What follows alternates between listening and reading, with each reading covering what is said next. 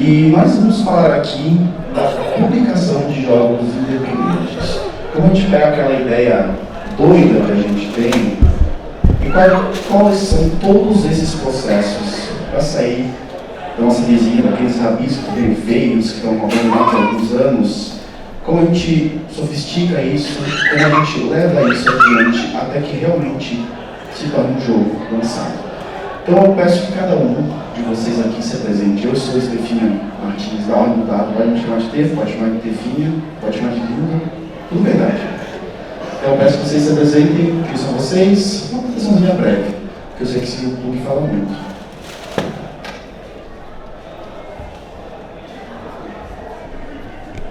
Gente, iniciativa, vamos lá.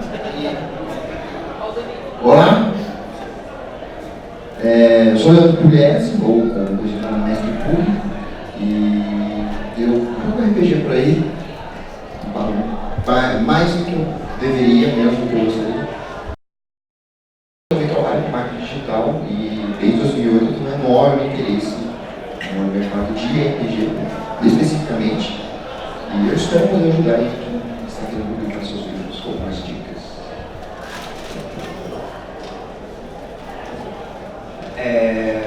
Boa tarde a todos, eu sou o João Passos, faço parte de um coletivo de criação de jogos analógicos chamado Lampion Game Studio.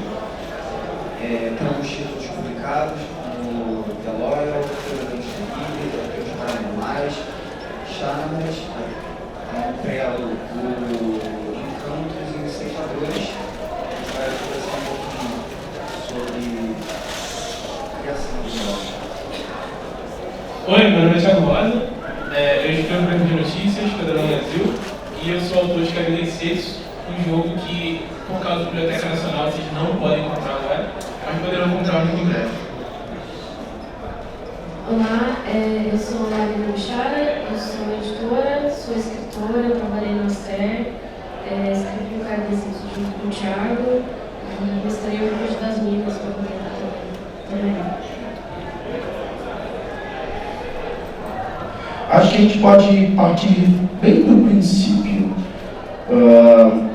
O Jorge é uma pessoa, como vocês viram, ele misturou 50 mil jogos de uma vez só, e nem todos os que ele já se meteu, já criou. Como a gente tem tantas ideias, ou mesmo uma ideia que a gente quer muito fazer, como é que é, sabe, como tu mesmo disse, tem uma ideia, e daí? O que eu faço? Então, acho que o primeiro ponto é quebrar o conceito, né, que é relativamente comum, do gênio, da pessoa que está andando na rua, ou então está tomando banho e, nossa, desenvolvi um sistema de RPG, uau, fiz o roteiro inteiro no cinema. Não é bem por aí, isso é uma coisa um pouco complicada, um processo. A gente tem que pensar, mesmo que possa parecer algo um tanto quadrado, que o processo de desenvolvimento de um projeto, e a gente vai falar aqui sobre jogos, ele não é algo que é do dia para a noite, ele demanda alguns procedimentos, e esses procedimentos, eles não são necessariamente a receita do bolo, mas há algumas boas práticas. O primeiro ponto você tem sim uma ideia, você não deve sabotar a sua ideia se essa ideia não é completamente original. Eu acho que você não precisa buscar como meta do seu projeto um caráter extremamente inédito, uma vez que o processo de criação de diferentes mídias ele é dado por meio de diálogos, referências, estudos, apropriações e ressignificações de um repertório que já está disponível na nossa cultura. Então essa ideia de vou criar algo novo do zero, não preciso conhecer os demais, é algo que, por incrível que pareça, mais te sabota do que te faz dar o próximo passo. Em consequência disso, eu acho que o passo número 1 mesmo para gestão desse projeto, a gente vai falar um pouco sobre o gerenciamento do projeto nesse nosso bate-papo, é o levantamento bibliográfico. Ver qual é o estado atual da questão. Se você deseja desenvolver jogo, por exemplo, um jogo de RPG sobre fantasia medieval, exploração espacial, ou terror, qualquer possível categoria, que a gente até pode repensar essas categorias, uma vez que dentro da tradição do RPG, muitas vezes as categorias que nós utilizamos são emprestadas da literatura. Eu acho que isso é um ponto um tanto delicado, porque a própria literatura hoje não usa mais fantasia, mas trata como modos narrativos essa ideia de você colocar em caixinhas. Esse é um jogo de fantasia, esse é um jogo de tal. São moldes mais antigos, na verdade, né? São coisas um pouco complicadas e me parece mais interessante para a gente avançar no debate de criação de jogos, de game design, se a gente começar a construir e manipular um repertório próprio aos conceitos operacionais de jogos. Esse é um jogo de exploração, combate, aventura. Você apresenta tags, palavras-chave e você vai trabalhar em cima disso. Não necessariamente lidando com as mesmas categorias para classificar, por exemplo, literatura ou cinema e tal. Não que isso não possa ser algo para você ter a sua referência. Sobre o levantamento bibliográfico, claro, ver artigo, trabalhar com livros sobre game design, mas não apenas sobre game design, mas também jogos. E aí é interessante que a gente comece a estudar jogos. Nossa, isso pode ser um negócio bem quadrado, mas vamos fazer uma analogia, vamos fazer uma comparação.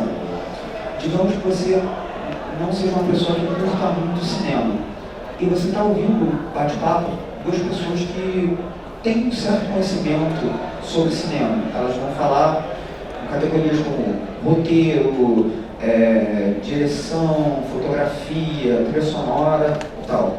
A partir do momento que você começa a construir esse repertório analítico para estudar jogos, como o jogo trabalha com mecanismos de recompensa, evolução, como ele trabalha para a sustentação do fluxo, qual é a proposta dele, quais os recursos que ele utiliza, a materialidade, você vai começar a adquirir repertório, e aí é interessante que você estude jogos e jogos que são semelhantes ao que você busca, que você vai estar aumentando o seu repertório. Muitas vezes você vai ter soluções interessantes, você vai encontrar problemas, você no seu jogo vai por outro caminho chegar nessa resposta. Então sim, o passo 1 é o levantamento bibliográfico. E aí tem duas questões que eu até brinco lá com a galera do Lampião, nós quatro, né, falamos que são as duas questões inoxidáveis que a gente tem no projeto novo. Questão 1, pense no que tipicamente, já que a gente está falando de RPG, o personagem do seu jogo vai fazer. Você tem que entender o que tipicamente um personagem do seu jogo vai fazer para construir, para desenvolver esse jogo. E a partir do momento que você compreende o papel do protagonista, é muito mais fácil que você alinhe as mecânicas, as regras, o próprio cenário, o universo ficcional à experiência que você objetiva. Então, entenda o que os protagonistas tipicamente farão. Não é para você ser teleológico. O meu jogo vai ter personagem, o personagem vai fazer isso. Mas, vamos lá, vamos pegar a fantasia medieval. O guerreiro do meu jogo é um guerreiro que ele é interessante porque ele pode fazer isso aqui. E quando você às vezes vai analisar o que é o guerreiro de D&D quinta edição e o que é o guerreiro de AD&D segunda edição, você entende que os guerreiros são montados para fazer coisas diferentes. Tá? Isso é muito legal de se pensar na hora que você estiver desenvolvendo o projeto. E a segunda pergunta, questão inoxidável, é o que os jogadores tipicamente farão no meu jogo. Por que isso é interessante? Porque eu noto por vezes, conversando com a galera que está iniciando um projeto, a gente recebe muito contato lá no Lampião para ajudar, para trocar ideias, a gente sempre está aberto a isso. Inclusive, se vocês quiserem mandar uma mensagem, conversar comigo ou qualquer galera do Lampião, a gente é bem tranquilo.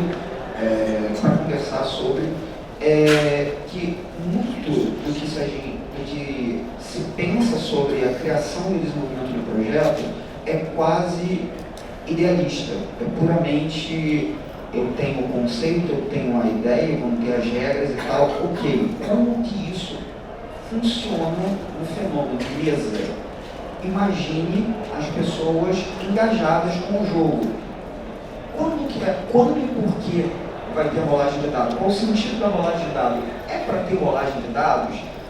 Como que vai ser materialmente a mesa, as fichas, o próprio livro? Pensa que um livro ele é um produto, ele é um dispositivo cultural. Isso pode ser algo digital, até a diagramação faz parte do teu projeto, tudo isso. Então pensa como que o leitor vai engajar no seu livro, que o jogador vai engajar no seu jogo. Pensa no que seria o seu público, né? Então não se esqueça dele, não apenas no final. E muitas vezes a gente pensa assim, né? Público e audiência. No início, quando a gente está construindo o projeto e quando a gente tem um entregado. Não, insira a expectativa, o engajamento, a relação com o seu produto como um elemento que vai nortear o desenvolvimento do seu projeto. Isso ajuda muito a você sair de alguns dilemas do tipo, beleza, eu acho que é interessante que o meu jogo super legal, que eu considerei como um jogo acessível, ele seja baseado em dice pool, só que com dados especiais que são produzidos apenas por monges tibetanos numa quarta-feira de lua minguante. Então o seu jogo não é acessível. Você disse que era acessível sem lembrar da pessoa que está ali jogando o jogo. Basicamente são esses passos Iniciais. Então, essa foi a palestra do professor Jorge Valpassos.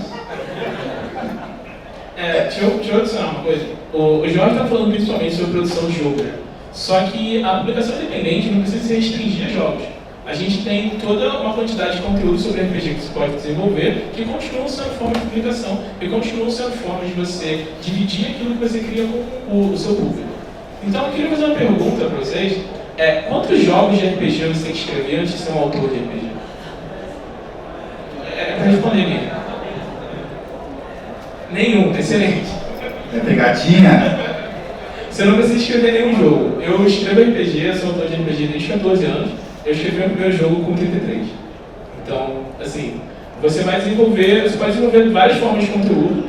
Inclusive, a maior parte do conteúdo desenvolvido de RPG no Brasil não é de jogos completos. É de material para outros jogos, ou as famosas adaptações ou hacks, dependendo da escola para que você vem, para ver como você vai chamar essas coisas. Eu ia fazer um ponto para tu falar isso agora tu quebrou as pernas. Mas tá. Eu queria fazer uma pergunta pro Thiago. Pode fazer. Não, porque é uma coisa legal, ainda que nós tenhamos dividido algumas falas, o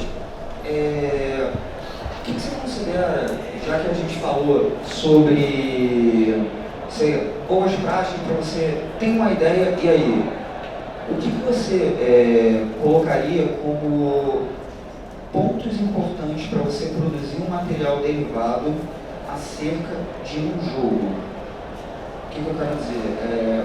Criar um jogo tem algumas habilidades e competências que são esperadas. São as mesmas? Construir uma aventura, construir uma adaptação? Quais são os pontos que você considera que tem que ter relevo para esse tipo de atividade? Até porque tanto tu quanto o Pui, trabalhando tanto tempo no RPG Notícias, viram muitos sistemas, muita gente querendo publicar aí uma coisa sobre o sistema, assim. Inclusive é meio curioso, porque isso toca num ponto que o Jorge tinha comentado antes, sobre a vontade de todo mundo fazer alguma coisa original, né? Todo mundo que manda algum sistema de RPG pra gente conhecer lá no RPG Notícias.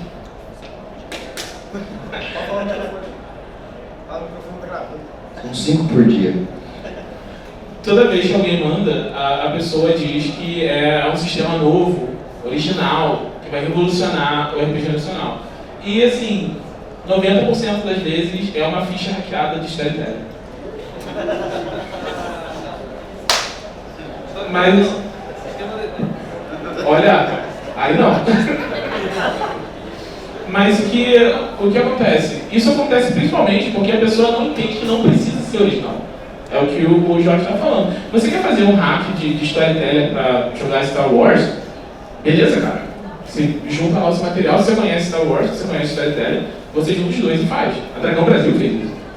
Então, assim, é só você pegar alguma coisa que você acha interessante, ver se encaixa, ou talvez se encaixe de uma forma incomum no sistema que você esteja trabalhando. Né? A sua própria versão do storytelling para Star Wars teve que ser explicada na DB, quando eles fizeram isso. Porque não parece que é uma coisa dentro da proposta do sistema de storytelling. Aí a gente vai entrar numa questão de se o sistema de storytelling cumpre a proposta dele. Vai rolar porrada. Mas tudo que você precisa para fazer Star Wars é storytelling. Tem regras para combate, tem regras para veículos, tem regras para atirar, para defender com espada, para atacar várias vezes, várias regras para tipos diferentes de ferimentos ou amputações. Então, assim, tudo que você precisava estava lá. Eles precisavam mudar os nomes praticamente. Então foi uma excelente escolha, no final de contas. Apesar de não ser a escolha óbvia. E tá, a gente fez todas essas perguntas para nós mesmos, organizamos mais as nossas ideias, tiramos do rabisco com um arquivo gigantesco do Google Drive, mostramos para algumas pessoas e tal. Estamos no processo de criação. Estou colocando cada vez mais coisas no material. Eu quero 20 páginas, virou 50, agora está 100. Qual é a importância de saber cortar as coisas? Ou mais importante ainda, saber pedir para alguém cortar o seu coração ao meio, tirando aquelas ideiazinhas que você colocou com tanto amor ali, e aí vem uma editora e fala, Não. Apaga. É muito difícil, assim. Eu sei que sempre quando a gente está falando de escrever, a gente está pensando sempre de uma coisa muito solitária e muito sozinha, né? Até a própria coisa de jogos independentes parece que é um negócio muito sozinho. E eu e o Thiago tem uma piada interna muito boa, que é tipo, ninguém é o Jorge. Ninguém consegue produzir um monte de coisa. Mas vocês não estão vendo aqui o Rafão, o Jefferson e o Diego distantes, Não, cara. mas você tem alguns que você faz sozinho. ainda tem notaria que fica fazendo um monte de jogo sozinho. Então, assim, se vocês fizerem esse exercício de chegar em casa, abrir os jogos que você mais gosta, seja de board game, seja de RPG, e olhar as primeiras páginas das pessoas envolvidas, tem muita gente, assim, às vezes você vê páginas inteiras em A4 de gente. Então, assim, e entender as competências. Poxa, eu escrevo melhor cenário, eu escrevo melhor as regras, desenvolvo melhor a mecânica, e ainda assim você ainda precisa de alguém que ou seja mais cruel, ou esteja um pouco mais de fora, para poder olhar e falar, olha, isso aqui é bom, isso aqui está te atrapalhando, ou vamos pegar esse início dessa ideia, mas vamos levar ela para outro lugar, e aí ela vai achar uma casinha mais quentinha que ela vai ficar melhor do que antes. Muitas vezes parece que uma pessoa que vai editar o teu livro, ela está tirando as suas ideias. E é uma interpretação errada porque a gente está tentando preservar a nossa ideia original. Mas Pedoca ontem me falou que, sobre o Skyfall, na peça do Skyfall, justamente de que a partir do momento que ele traz mais pessoas, não é uma obra só dele. Então, você pode prosseguir com a cortação de corações e justamente nesse sentido de que para a pessoa não entender isso como um ataque à criatividade. Enquanto a gente estava escrevendo o Canadense, acho que quem conhece o meu trabalho sabe que eu gosto muito da parte de regras e principalmente elementos de customização. E essa é uma parte muito forte dentro do Cariúba. Então, eu simplesmente comecei a escrever técnicas, que são os principais elementos de customização, e eu não estava parando de escrever, e o documento estava dobrando de tamanho. Aí um dia, a gente chegou para mim e falou, Thiago, chega, Chega de técnicas, a gente tem o resto do livro para escrever. E aí eu parei. Chorou muito. Eu guardei para botar nos outros livros. Ninguém parou ainda. Mas, e outra coisa muito engraçada também foi um processo até exterior a nós dois depois, que foi, que eu chamo, que é o que eu falo muito de, tipo, entender que RPG, no fim das contas, é um manual. Ele é uma coisa que você vai entregar que não é seu, você vai entregar para outra pessoa. E ela vai fazer a própria coisa dela disso. Então, se você colocar coisa demais, às vezes até cenário demais ou regra demais, você está cada vez mais privando das pessoas terem escopo para imaginar as histórias que elas podem contar com o seu jogo. Então, saber onde parar isso e saber também o que você vai entregar para essa pessoa vai ler. E às vezes a ideia que você achou que estava super bem explicada não está bem explicada. E aí você tem que voltar, e às vezes o texto chegou a dobrar em algumas vezes para a gente conseguir explicar as mecânicas e a ideia. E ninguém tem que chegar para a gente e perguntar, pô, não entendi isso, não entendi o que eu faço com esse negócio.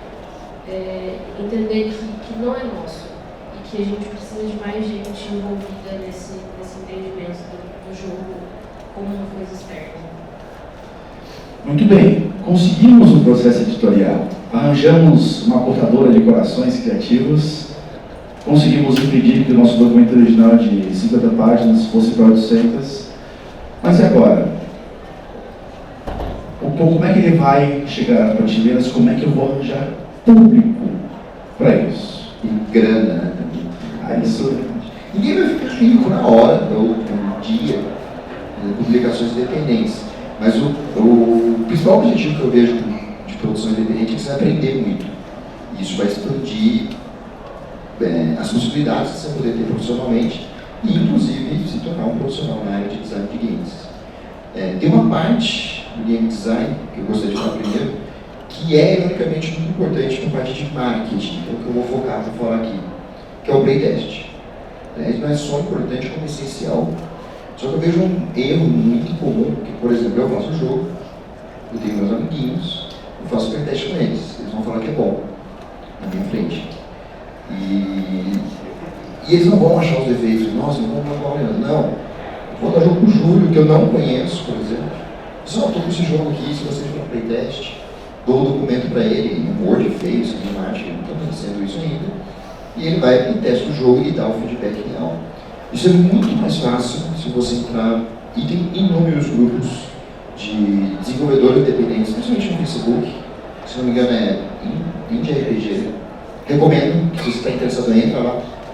Tem muitas pessoas legais lá que vão te ajudar. O Júlio é uma das legais, que vai entender o processo e tudo mais, e fazer esse playtest. Por que eu falo de marketing playtest? Então, a partir do momento que você vai ter muitas pessoas jogando esse jogo, elas vão ficar interessadas no que vai acontecer, porque elas vão dar opiniões, vão haver mudanças inevitavelmente. Então, quando você for anunciar, você já tem um monte de pessoas que vão ajudar a anunciar esse processo. Tá? Só que você começa a criar um público, e melhor ainda, você vai entender quem é o seu público. Talvez o Júlio fale, olha, a galera que eu narrei de 20 anos não gostou, mas a galera mais velha gostou. Você, opa, já sei que existe um foco aqui. Pode ser pelo tempo, talvez pelas regras, né? Ou você não faz a menor ideia, ele vai nesse número, mas pelo menos você já definiu um pouco o alvo. E aí eu vou falar um pouco do principal meio que você vai ter de se comunicar com marketing no meio, hoje em dia, que é a internet, né? Principalmente redes sociais. A primeira coisa, como produtor indie, você pode até fazer uma página de Facebook com o seu nome, ou usar o seu próprio perfil, não importa. Invariavelmente, como produtor indie, eu sempre recomendo que você veja a sua pessoa, o seu perfil pessoal, como marca. E como produtor indie, você faz mais importante, eu quero saber de você, quem é você e o que você produz. E aí, isso é uma coisa que eu faço em consultoria até de empresa, às vezes, e eu falo, esquece o seu perfil, esquece suas opiniões, esquece o que você acha, isso não é mais importante. Você vai falar do seu jogo, de como você está desenvolvendo, qual vai ser o processo criativo, quem está editoriando e como. Você vai passar todo esse pedacinho, né? Só um gostinho, né? Assim como nas ruas as pessoas veem alguma coisa de engraçada rapidinho, depois estudar o resto. Mas mostra esse processo, porque tem muita gente interessada. Nossa, que legal. O Canil dos Justos tem muitas etapas da criação dele, que obviamente o Thiago me mandava, sei lá, a cada 12 horas alguma coisa. Que eu, caramba, que ideia muito boa, você tem que publicar isso. E normalmente não publicava, mas depois eu convenci ele. E as pessoas vão interessar mais, principalmente as pessoas que fazem playtest. Nossa, joguei isso aqui, vai espalhar cada vez mais. Essa parte que eu falei de usar o seu perfil como marca, você vai poder procurar, principalmente no Medium, que é uma ótima ferramenta de informação, ou YouTube, de como trabalhar a sua pessoa como marca. Aí tem que dar uma estudada, né? Mas tem muitas técnicas que você pode usar, mas tem uma que você, é um exercício que você, quem já fez terapia, pode conhecer, que é onde você pega no seu dia e fala aquelas coisas positivas. E é uma coisa extremamente funcional, normalmente positivas suas. No caso do Facebook, eu entendo, e todas as redes sociais, por causa do meio que a gente vive, a gente é bombardeado com coisas negativas. Governo, crime, assassinatos, preconceitos, isso sempre vai acontecer. Você vai querer falar alguma coisa. Obviamente, há momentos para falar certas coisas, mas quando for uma coisa negativa, principalmente negativa a outra pessoa, eu vou dar uma dica que eu sei com números que funcionam. Para falar alguma coisa do que você está fazendo no seu jogo. Se você não tem nada que você já postou, procure alguém que está fazendo algo parecido, ou que já produziu algo parecido, um canal, uma editora, e compartilha aquele conteúdo, marca as pessoas responsáveis. Você vai criar o que a gente chama de network, direta ou indiretamente. As pessoas vão começar a notar você e falar, pô, o que esse cara está falando de mim? Pô, ele está fazendo um jogo? Nossa, mas eu sou uma editora, talvez a campeão vai querer ter mais um jogo, que vai ser muito provável. Então, se vocês terem essa coisa, e é saudável para vocês de verdade, tá? Vocês vão focar mais nas coisas que vocês estão fazendo, vão focar em coisas positivas, vão conhecer pessoas que querem falar disso e não querem falar das famosas tretas que temos na internet, que literalmente não servem para praticamente nada e te custam dinheiro. Possivelmente um psicólogo que vai te dar dica de fazer isso. Então não faz muito sentido você calcular essa parte, tá? E eu gostaria de dar algumas dicas para dar para mim, se me permite. Dicas rápidas de cada rede social. Então vamos lá. Como produtor indie, eu recomendo você não tentar abraçar o mundo. Afinal, nem todo mundo é o Jorge. Não tem como. Mas nós temos várias redes sociais, eu anotei algumas principais que são muito úteis, mas você vai ter que descobrir de acordo com o seu jogo, tem aquele negócio do público-alvo e tudo mais. O mais fácil ainda hoje em dia é o Facebook. Você consegue se comunicar com mais pessoas ao mesmo tempo, mas ao longo do processo você pode identificar uma rede social melhor. Então, vai aí algumas dicas. Facebook, não só o Facebook no seu perfil ou página. Aliás, se você quiser falar do seu jogo, nunca faça um perfil com o nome do seu logo ou jogo. Não, é José Faria. E eu falo com as coisas da minha vida e do meu jogo, mas sempre um perfil pessoal. Aí a página você pode fazer, é muito fácil fazer uma página no Facebook. Então, muito intuitivo, está em português quando você faz o processo. Tem muitas vantagens na hora de fazer uma página. E você não precisa nunca de números, tá, gente? Você não precisa ter 10 mil pessoas, 50 mil pessoas, não. Você precisa ter 220 pessoas que querem comprar o seu jogo. Em produção indie, é um número muito bom. E tem muita gente no Brasil. Então, vocês precisam de pessoas de qualidade. Então, vocês falam apenas daquilo que vocês estão produzindo, do jogo. Ou seja, não façam memes. Por favor, não é... Vai trazer número, mas não vai ser útil. Imagine você está no shopping, você nem começa. Se você estiver no shopping e eu quiser vender esse celular e eu grito, eu estou vendendo o celular, talvez alguém realmente me ouça, mas provavelmente a voz vai se perder naquela multidão. Agora, se eu achar um evento de celular, por exemplo, onde tem 5 pessoas, para uma delas eu vendo muito mais facilmente. É mais ou menos isso. Então, o primeiro número que vocês têm que conseguir, tanto como perfil, como página, e qualquer outra rede social, é qualidade. Achou o público-alvo, então vamos trabalhar esse público-alvo. Isso é o mais importante, tá? Aí nós temos também YouTube. Se você não tiver vergonha de aparecer no YouTube, grave vídeos, da mesma forma que eu falei, né, de explicar a parte que você está produzindo, grava um vídeo, fala no YouTube. Não estou querendo que vocês sejam youtubers com 1 milhão de acessos, mas pode acontecer, às vezes por sorte, às vezes porque você é um cara super carismático, você não sabia disso. Mas o importante é mais assim, se você está no Facebook, cara, pô, mas como é que está o seu jogo?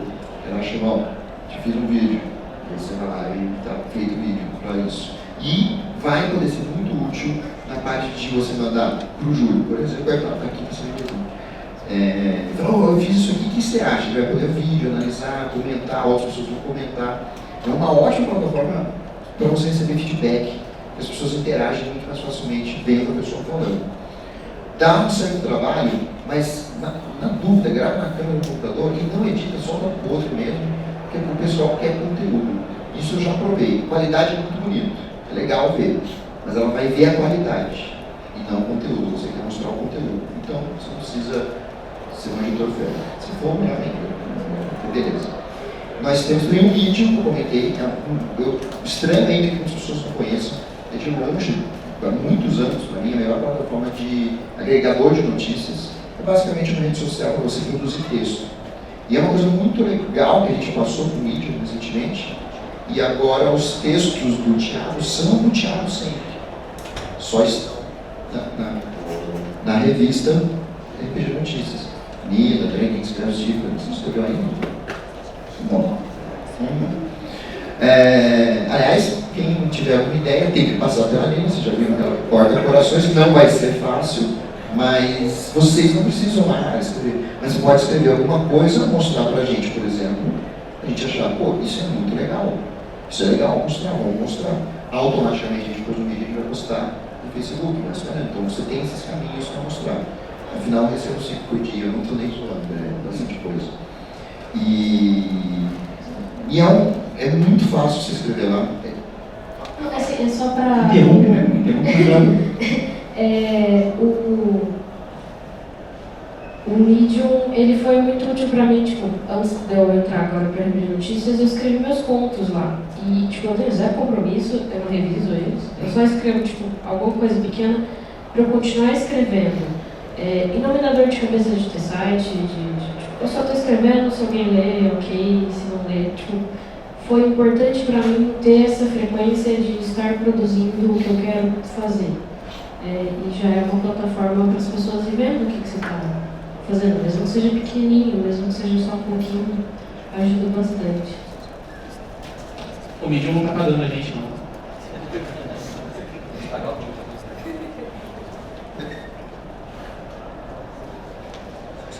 Uma coisa que eu acho muito legal da gente, como a gente falou de vários processos diferentes, estamos chegando naquela área lá de quase chegar e lançar, e é muito interessante como as coisas se mesclam, como as pessoas vão se mesclando. Nina é editora do Carimbo em Setsu, virou autora do Carimbo em Setsu. É o contrário? Quando eu fui falar com a Nina, eu estava com dificuldade de escrever umas partes de fluff, e eu tinha chamado ela para escrever só isso. Aí ela escreveu o livro inteiro. E aí uma hora eu falei assim, não, peraí, Thiago, não vai editar esse negócio aqui, tá bom? Tá. E aí eu mexi em tudo. E outro episódio interessante é como, por exemplo, o Guarda Save the Queen, que era a princípio do Júlio Matos, foi chamado como consultora, a Carolina Neves, e ela virou autora. Agora acertei a ordem, agora acertei o processo. Então, quando a gente percebe que aquelas pessoas que estão ali próximas, de repente, não está nem metido nesse negócio, mas dá um ponto de vista que era a peça importantíssima que faltava. É o que mudou do joguinho que a gente faz em nossa mesinha para o jogo perfeito de ser lançado. O jogo que realmente, apesar dos cortes, apesar das mudanças, apesar das alterações, realmente acaba representando aquela ideia original. Agora, preparando o cara para mim, a gente vai abrir para perguntas. Tá. Vamos abrir para perguntas agora, especialmente já que é um assunto extenso. Tá? Então, quem tiver uma pergunta, levanta a mão. Isso aí. Pode levantar mais mão, tá? Mas não precisa só a mão. Quem vai ser o bonito para pegar o microfone para levar para as pessoas? Fala o microfone, irmão, tá gravando. Fala o microfone, tá gravando. Boa noite. Vamos, senhor, aqui. É o seguinte, sobre o playtest, é uma das coisas que eu mais estou com dificuldade de conseguir. Justamente porque eu quero espalhar o jogo, assim, né? E chamar justamente esse pessoal que não vai... Ah, tá legal, você é meu amigo, não sei o quê. Só que existe um receio de a gente querer pegar e enfiar a ideia na cabeça das pessoas, assim. Pô, vou fazer um jogo legal aí, vamos testar. E a pessoa fala, sabe? Não quero. Não, vamos aí, sabe? Tipo, o que vocês indicam pra juntar mais gente do playtest, sem ser a galera que tá junto de vocês? E depois também, estendendo um pouco a pergunta, como você reflete a sua ideia no design do jogo? Tipo, na arte do jogo, ou o jeito que você quer mostrar esse jogo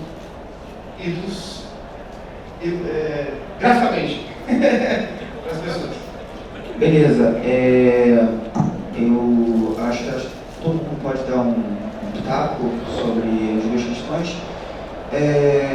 Acho que a primeira coisa que a gente tem que pensar é que o playtest é importante, mas para que você está fazendo aquele playtest? Acho que esse é um ponto que eu talvez seja o cara mais chato lá dos 4 não, no sentido de que o playtest ele tenha sempre propósitos discretos, avaliáveis. Eu estou fazendo playtest para averiguar uma determinada regra. Você vai fazer uma proposta e que essa proposta não necessariamente precisa ser uma aventura de 3 horas divididas em 3 atos extremamente complexos. Pode ser um exercício de depuração e debug, pode ser algo bem discreto, bem simples e que você pode testar de uma forma objetiva com diferentes pessoas. Por incrível que pareça, em um evento de RPG ou de jogos de uma forma muito rápida. Olha só, vocês estão na cena, vocês vão testar isso aqui, são personagens prontos, entrega a ficha pronta, entrega o teste de uma mecânica e avalia. Vai avaliando e deixa, uma coisa que eu considero importante também, é que você, é legal você deixar outra pessoa para testar o seu jogo, mas um ponto que é importante é que você se coloque como jogador do seu jogo também. Que uma outra pessoa narre, que uma outra pessoa mexe, que você joga. Então é importante que você lembre que o seu jogo de RPG, se é um jogo de RPG tradicional, que tem uma posição simétrica, né, de jogadores, você normalmente está olhando, você está comunicando o seu texto apenas para o narrador, para o mestre. Será que está sendo efetivo? Acho que são questões interessantes. Então, como é que eu faço para pulverizar o playtest? Pulverize o playtest, esquarteje ele. Você não precisa fazer o playtest com a aventura de 6 horas de duração, que você precisa ter personagens prontos, e aí você entrega 4 páginas de cenário, mais sinopse e tal, etc. Beleza, isso pode estar no Kickstart, é outra coisa. Eu estou testando uma mecânica de gerenciamento de recursos. Vocês estão numa nave, está acabando oxigênio e tal, etc. Vamos testar isso aqui. Testar, vai colocando alguns pontos. Se você tem uma pergunta para eu passar... Já acabou de fazer o jogo, né? Tem todo mundo joga. É porque assim, a gente ainda tem uma visão um tanto que o jogo ele é um único produto, ele é um único entregável, a gente não tem uma gestão, um gerenciamento do projeto dando diferentes entregáveis e diferentes formas de avaliar aqueles entregáveis na gestão do projeto. Se a gente começar a fragmentar os objetivos, os entregáveis, a gente começa a entender as funções dos diferentes playtests. É interessante ver isso, tá? Sobre a questão de como que você vai layout do jogo, né? Como que eu vou comunicar isso em uma determinada mídia, qual suporte e tal, etc. É estranho, mas o criador de RPG precisa ter conhecimento sobre design também. Hoje, você precisa ter habilidades e competências que são... você pode ser um bom escritor, você pode ter um excelente conhecimento de mecânicas e de regras e tal, etc., mas às vezes você falha bastante ao comunicar essas ideias. E eu vou falar especificamente do processo do Arquivos Paranormais, que tem muito a ver com isso. Muitos dos elogios que a gente está recebendo do Arquivos Paranormais está pelo jeito que ele apresenta a proposta dele. A organização dos capítulos, se vocês abrirem Arquivos Paranormais, como que os capítulos são organizados, é um tanto distinto da estrutura tradicional de jogos de RPG. Vão meio que apresentar ali o cenário, o resumo de regras, criação de personagens, o jeito que Arquivos Paranormais organiza a forma dele dizer sobre o que é o jogo já é propositalmente diferente do tradicional e com sentido. O Arquivos Paranormais ele tem um objetivo, por que tem uma alternância de preto e branco nas páginas? Porque é um jeito de você de você voltar a atenção, porque é um jogo que não tem duas colunas, é um jogo que tem uma única coluna de texto, e se você ficar todo ele em folha branca, todo ele em folha preta, você vai perder algumas formas de você ficar atento de novo ao texto. Então, Arquivos Paranormais, ele tem as páginas alternando preto e branco, para você ter um estímulo ao teu cérebro para você voltar a ter atenção.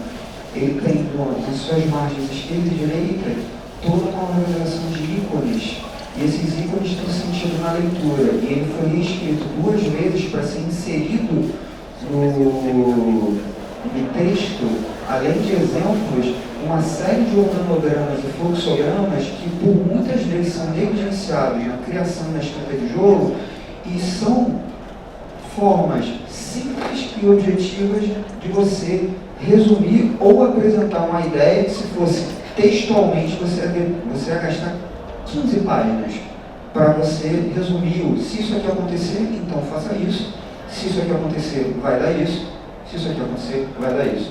E a gente ainda tem uma visão muito tradicional de vou escrever utilizando apenas texto para comunicar alguma coisa. Então vamos trabalhar com ícones, vamos trabalhar imageticamente, vamos trabalhar spoilers para você, não apenas imageticamente com jogos, coisas aí que vão acontecer ainda esse ano. E esse tipo de estudo para a pessoa que está criando os jogos é importante. Estudar design para você comunicar coisas. Mesma coisa, qual suporte? Vai ser livro? Vai ser arquivo digital? Tem outros suportes possíveis também. E você colocar isso dentro do teu conceito. Agora, uma coisa que eu acho que você falou foi sobre ilustração também. Ilustração é uma coisa que não é diretamente do meu domínio, e que eu acho que eu já estou eclipsando, eu estou falando demais aqui, eu vou deixar para outras pessoas falarem também. Sobre ilustração, você tem que encontrar principalmente um artista que se encaixe na proposta que você tem. No Caribe a gente deu muita sorte, porque eu tenho um amigo que podia fazer a arte que precisava, então a gente conseguiu negociar bons preços para o livro conseguir ficar dentro de um lançamento assim, razoável. Não é fácil que isso aconteça. Assim. Vocês provavelmente vão gastar a maior parte do orçamento do livro de vocês em arte. É uma das partes mais caras. E assim, por um bom motivo é caro. Porque a arte é o que mais vende um livro de RPG. A maior parte das pessoas, quando compram um livro de RPG, compram pela capa. Eles olham a capa e, se a capa acha interessante, aí sim ele vai abrir, aí sim ele vai ver toda a qualidade do seu conteúdo. Se a capa for ruim, provavelmente não vai abrir, e não importa o que tenha dentro, você não vai saber. Isso é, inclusive, um dos motivos que são apontados para a popularidade do Vampiro. Porque a capa do Vampiro na época era completamente diferente das capas dos outros RPGs. O que foi só um acidente, porque eles tinham comissionado uma arte tradicional, não gostaram do resultado e não tinham tempo de substituir a arte por outra. Então eles improvisaram aquela arte, aquele verde totalmente acidental, era só a mesa de alguém onde eles jogaram uma coisa para tirar foto. E foi aquilo que tornou o jogo único. Então, você não vai ter uma sorte do vampiro, provavelmente. O que você vai precisar é encontrar um bom artista, que você tem que saber explicar para esse artista qual é a proposta do seu jogo, que já é um teste de se você está fazendo isso bem para o seu leitor, e esse artista tem que saber realizar a proposta que você colocou lá.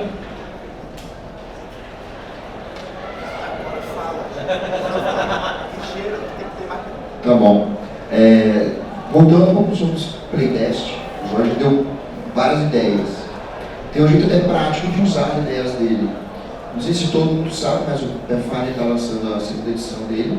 Ele fez novamente no primeiro ano de playtest e todos os arquivos são gratuitos. Você pode pegar o jogo gratuitamente e um livro dos mundos. Alô? Tá na zona? Enfim, tem uma série de arquivos que são gratuitos, inclusive uma mini campanha pronta que ela inteira é como fazer um playtest, exatamente como o Jorge falou.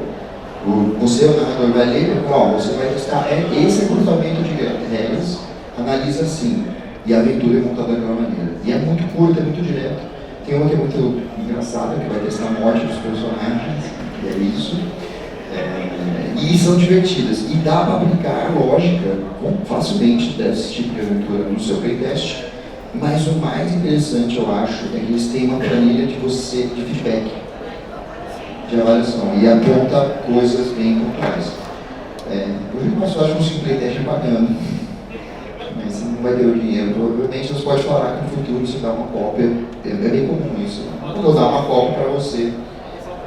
Sim, você pode ser forte, mas você é mais novo de violência, mas eu acho que isso é bem legal. Mas, enfim, é realmente um pouco difícil de conseguir. O melhor jeito é entrar em grupos de Facebook, eu acho que aí você consegue mais pessoas. Mais alguma pergunta? Levanta a mão. Opa, 2 pessoas. Primeiro guarda lá atrás, depois o guarda de verde aqui. Boa tarde, sou Rafael Lima. Gente, o ofício do RPGista é criar, né? Começa criando personagens, você depois está criando aventuras. E se nós observarmos como vocês mesmos falaram a questão das redes sociais, sempre tem alguém que está tentando criar alguma coisa, né? Vocês falaram que recebem em média 5 jogos, né, para dar uma olhada. Mas nesse processo de o criador ele ter o estalo da ideia até chegar ao processo de conclusão desse livro, dessa sua ideia, deve ser lançado. Para vocês, qual é a parte mais difícil desse processo?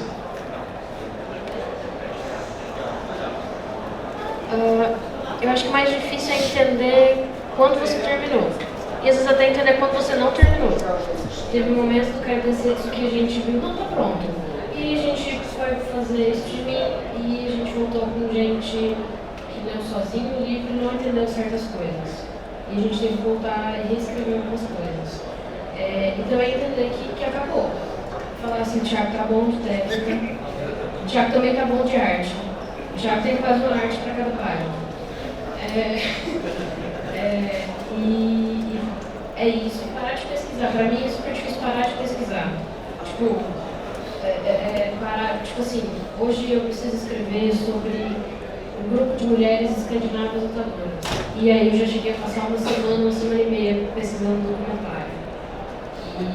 E aí uma hora eu falei assim, não, eu acho que já dá, né? Eu só tenho que escrever um parágrafo. Então às vezes você tem que se parar e falar, não, aqui acabei, agora eu vou mostrar, agora eu vou terminar. E ir passando para outras pessoas para elas confirmarem se você terminou. Acho que são os caminhos. Importante, gamifique teu processo. O que eu digo gamificar o processo? Você está fazendo um jogo. Construa mecanismos de recompensa para o seu desenvolvimento. construa metas e faça com que você tenha que jogar o jogo do desenvolvimento. O jeito que eu faço é esse. Se eu estou fazendo um jogo sobre investigação, eu coloco na escrita do jogo de investigação como se eu estivesse decifrando um mistério. Então, algum dia eu vou pegar os arquivos de como eu escrevi Órgãos Paranormais e outros jogos, que eu coloco os conceitos que estão dentro do jogo como um mini-jogo para que eu vá jogando enquanto eu estou escrevendo. Isso é uma coisa completamente maluca, sim, até porque no segundo semestre vai ser um jogo sobre assassinos.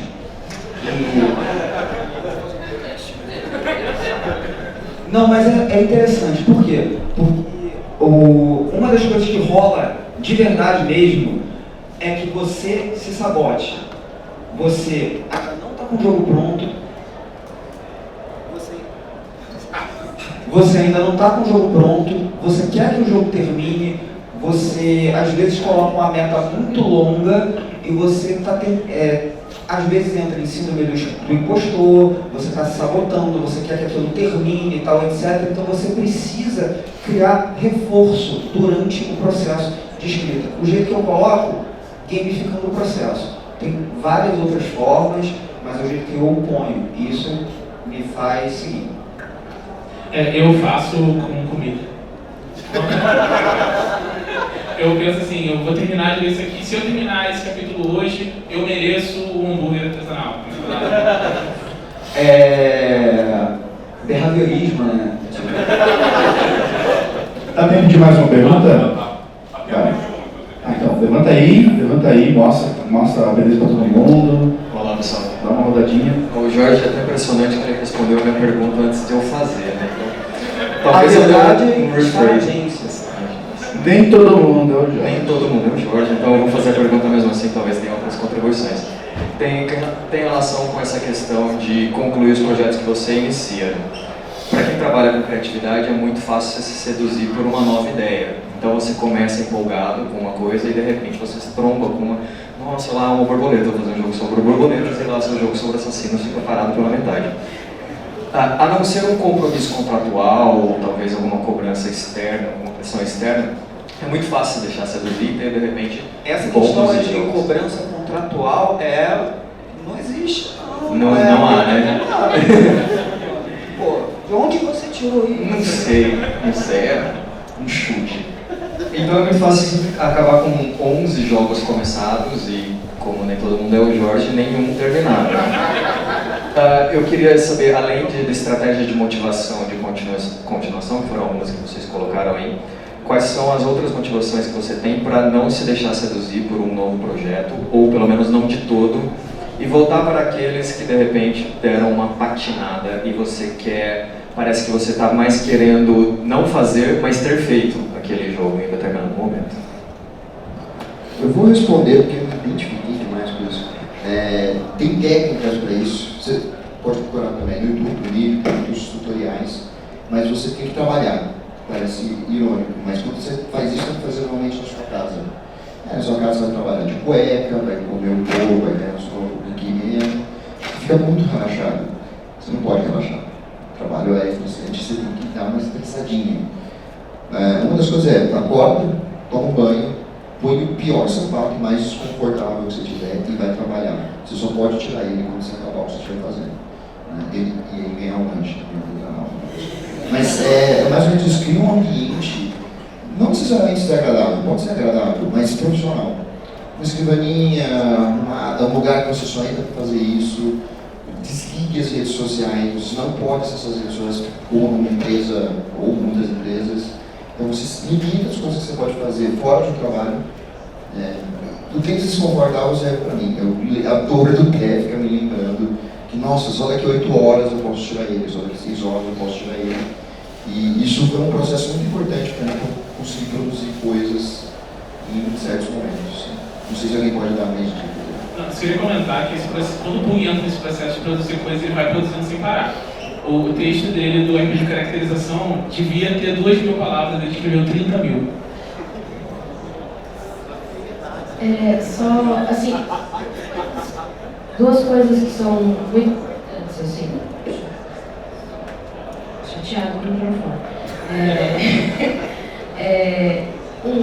Ninguém vai gostar do seu livro, ninguém vai gostar do seu jogo se você não fizer ele. Ninguém tem como gostar de um negócio que não sabe que existe. E duas coisas. Esses dias eu estava vendo uma moça falando que ela escreve 200 palavras por dia. Às vezes é estranho a gente falar de palavras, mas é o jeito que a gente conta as coisas. A gente sabia desde o começo os tópicos que a gente queria colocar no Cardensetsu e o Thiago tinha um número específico de páginas que ele queria chegar. Então tem essas formas assim, de te ajudar um pouco. E ela fala, ela tem mal durante o dia. Puxa o microfone. Ela tem um trabalho normal e ela escreve todos os dias, acontece o que acontecer, 200 palavras. Se ela escrever mais, ela escreveu mais. Se, saca, mas os 200 de todo dia ela faz. E assim ela lançou 5 livros. Então, eu tive isso durante uma época, ajudou um pouco, agora as coisas estão meio loucas, quando dá eu escrevo, quando não dá. E quando é trabalho você tem que escrever mesmo. Mas o que o Buco falou é muito importante, se levar a sério, eu preciso terminar esse projeto. E eu quero que as pessoas vejam esse projeto, isso já ajuda bastante. Outra coisa que ajuda muito é você ter um editor, é você ter alguém cobrando você. Eu nunca atraso nada que eu escrevo para Dragão, porque quando tá chegando o prazo, meu editor já tá, olha, não esquece de mim não. Então não tem como, não é uma cobrança que vem só de mim. Você tem qualquer outra pessoa, você está escrevendo junto com alguém, você tem um parceiro junto com você, não precisa ser um editor especificamente. Mas você tem que ter, se você tiver alguém, você não tem que ter, mas se você tiver alguém que te lembra da importância daquilo e lembra da sua responsabilidade com aquele texto, vai te ajudar muito na sua produção. Dá tempo? Mais uma pergunta, gente, última pergunta. Sem pegadinha. Então, eu vou pedir para os participantes. Para os participantes, Jorge.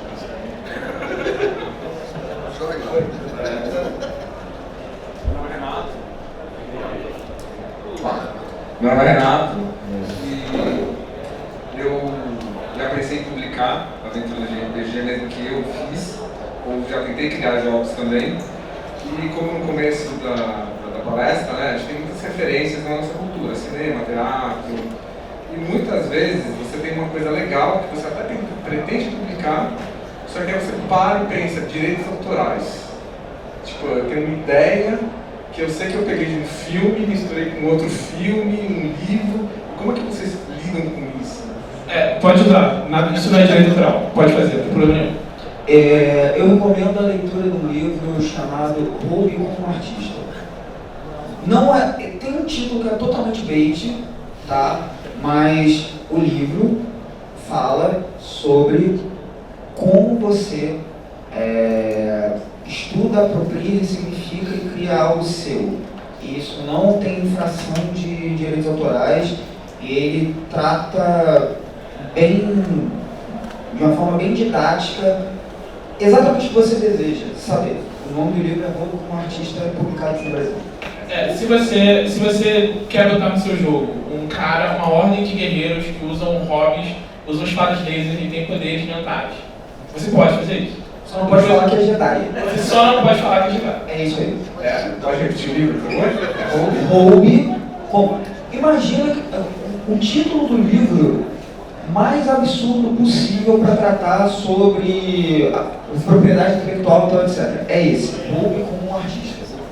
Muito obrigado. Na turma da Mônica tem um super homão.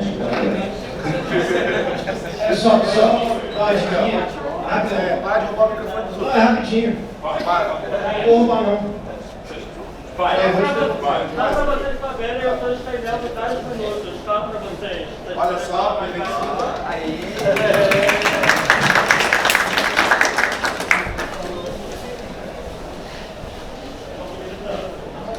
você tá falando gravando.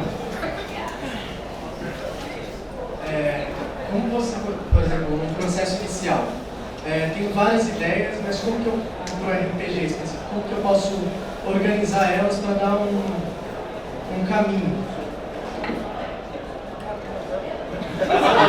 Isso é fantástica.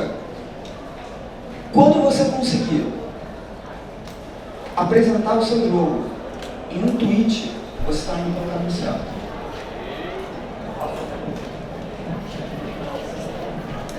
Isso é a melhor ideia do mundo. Existe um tema, aliás, que é elevator pitch, uma coisa assim. Né? Se você estiver no elevador e conseguir falar do seu jogo e a pessoa entender numa subida de elevador, é isso aí que você chegou. Eu falo isso quando as pessoas vão falar de background de personagem, que eu não tenho tempo pra ler. Então eu falo, o background do seu personagem tem que ser uma coisa que você pode me explicar enquanto eu tô tomando cerveja. Quando eu terminar, é isso, eu vou embora. Ele deve bem rápido. Mais perguntas? Não, o Ramon lembrou uma dica muito boa, que a gente estava falando ontem, aliás. Ilustração é uma coisa muito importante, principalmente a capa. E talvez você não tenha dinheiro com a capa. Existe imagem de domínio público, tá, gente? No próprio Google você tem ferramentas. Se você não achar, pode mencionar no Facebook, eu vou te ensinar. Eu vou ter o maior prazer de te ensinar a pegar imagens gratuitas que você pode modificar e revender. Tá? Além disso, no Drive-Thru RPG, só tem em inglês, mas você vai comprar imagem, né? Existem pacotes de artes de várias qualidades. Pode ser um pouco salgado, mas favorita todas. E muitas vezes tem promoções lá. Eu paguei $1 de 60 imagens, 4 coloridas. Elas são minha boca, mas eu vou fazer uma aventura minha aí para excelente. E dá para você produzir, isso é mais importante. Amor, mais perguntas? Cadê o microfone? Em seguida. Aí você está aqui, bonitinho. Tá ótimo. Boa tarde. Boa tarde.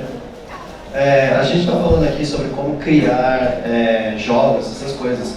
Existe alguma coisa em que eu veementemente não tenho que fazer, eu não posso fazer no RPG?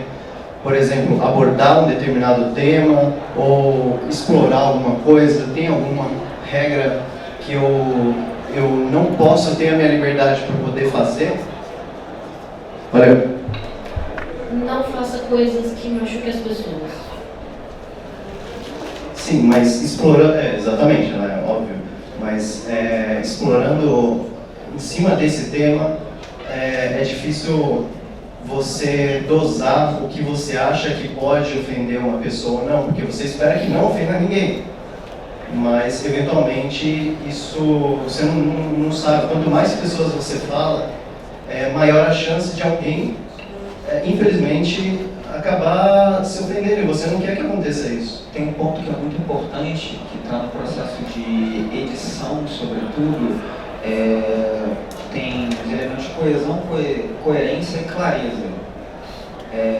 Eu sou uma pessoa que fiquei, durante algum tempo, com alguns dedos para colocar, por exemplo, no meu livro, advertências claras e objetivas. Esse jogo aqui é sobre isso aqui, não é meu objetivo fazer isso aqui.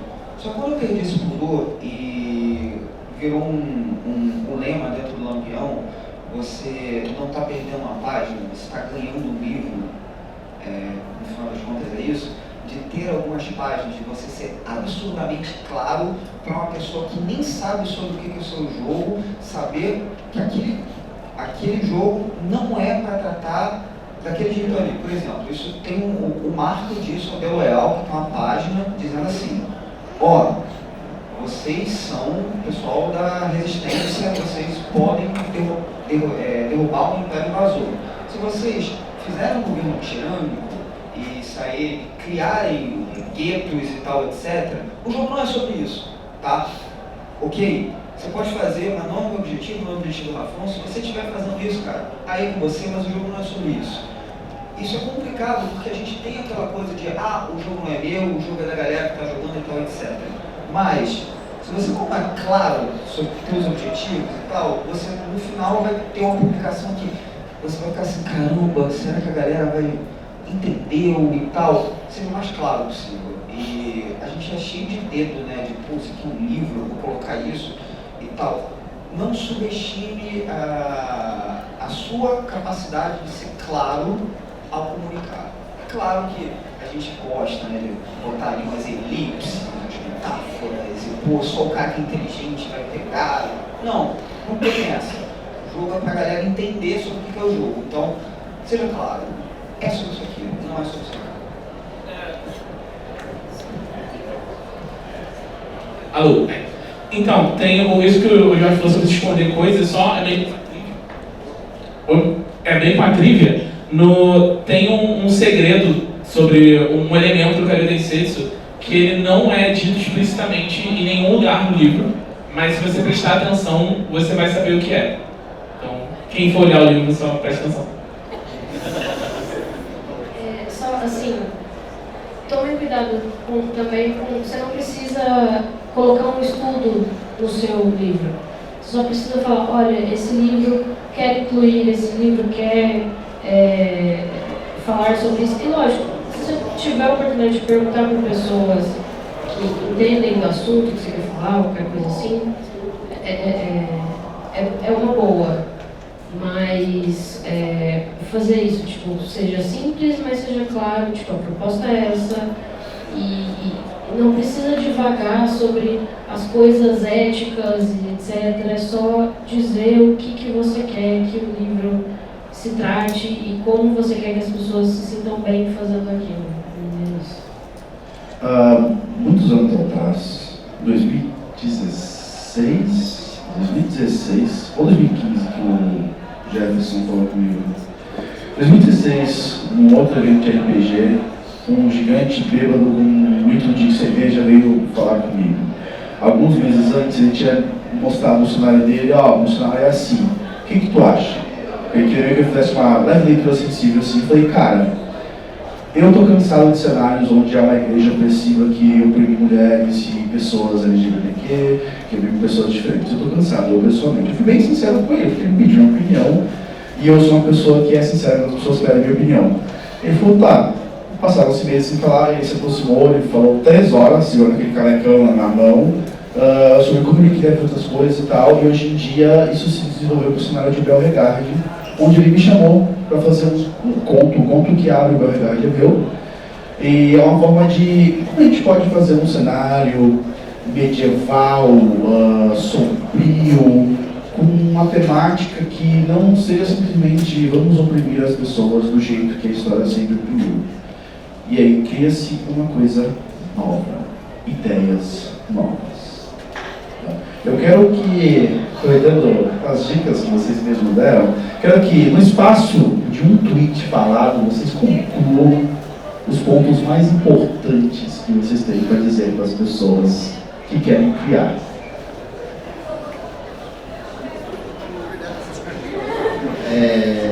Cara, o que eu mais gosto, algumas pessoas já falaram,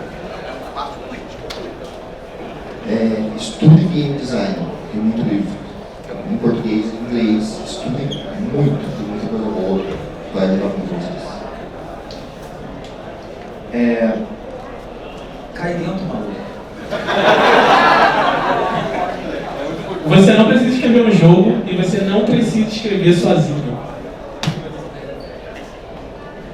Se você puder, chame outras pessoas, tem leitores sensíveis independentes, editores independentes, façam eles ajudar vocês a achar o caminho.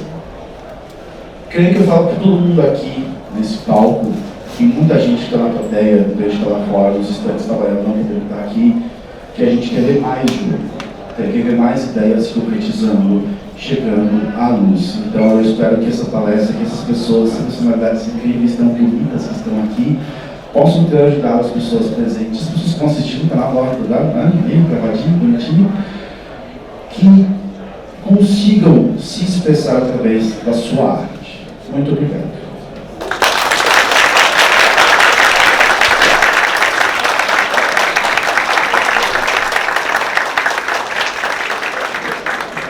Vem aqui que vai rolar agora um copo de ouro. Agora